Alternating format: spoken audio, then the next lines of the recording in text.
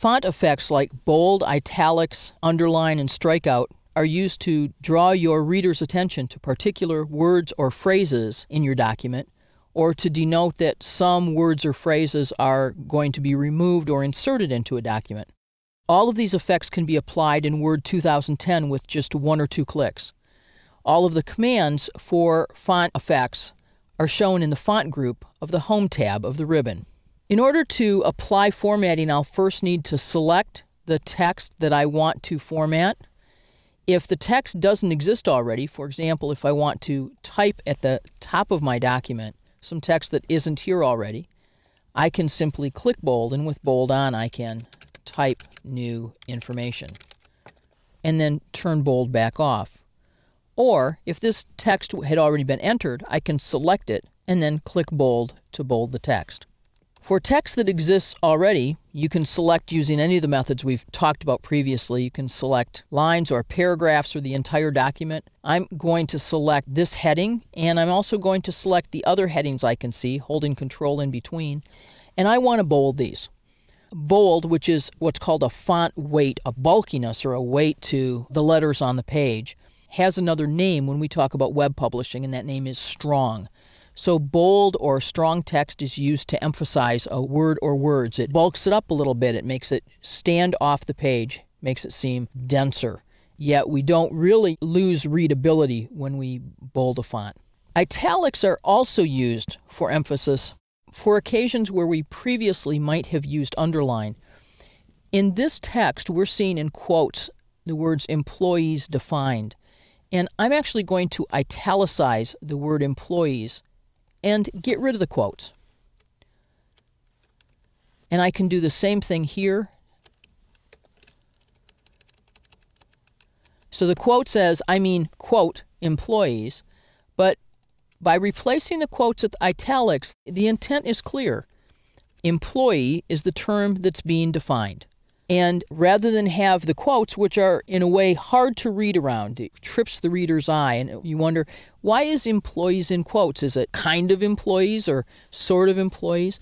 By removing the quotes and italicizing these 3 terms, it's very clear what we mean here. We're talking about the definition of the word employee, and we're going to show that word several times in this paragraph where it's defined in italics each time, in keeping with our original use of the italics.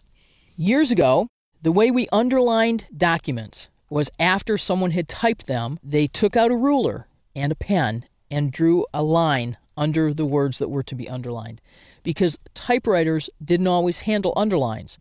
Then we had typewriters that actually had the ability to underscore, and you would back up and underscore underneath the text that you had typed. In that world, italics were a whole other imagining, and so was bold, because there was no way to lean the letters over after you were done or emphasize them more after you were finished.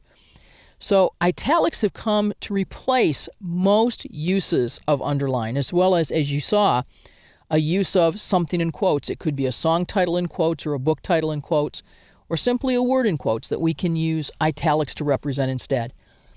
And yet, there is a use for underline. One of the uses of an underline is to be able to show text that we might want to insert into a document. This is the way this is done in legal documents. This is the way potential insertions are shown when groups or committees are discussing a document. Showing potential insertions or proposed insertions with an underline is a well-accepted way to do that. So text doesn't exist yet. I'm going to simply click underline and say we're going to add some text here that says that we're going to propose that they're exempt from overtime pay requirements and benefit calculations. A simple addition. Now, by underlining that, other people who review the documents can see, oh, that's something that we're going to add. On the other hand, we have the ability to show how we would propose to remove text from a document. Next to the underline button, you see a button for strikeout.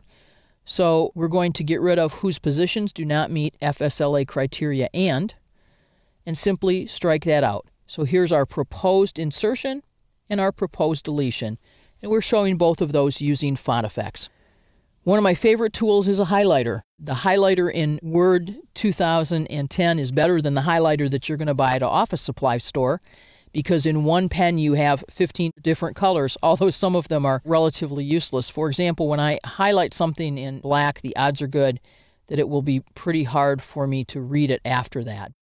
So some useful colors and some less useful colors.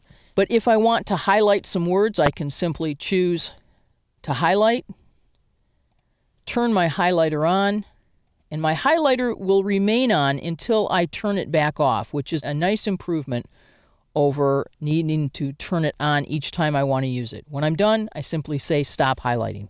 If I'd like to remove the highlighting, I can select the highlighted area and say no color. This doesn't mean to remove any other color. It simply means to remove the color applied using the highlighter.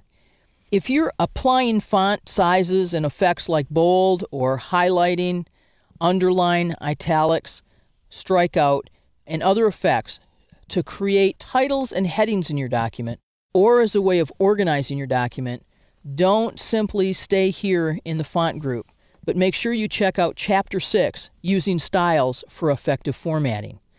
But for our routine use of effects to highlight just a few words, a few phrases, or to note additions and deletions that are proposed for a document, feel free to do all of your formatting right here in the font group of the Home tab on the ribbon.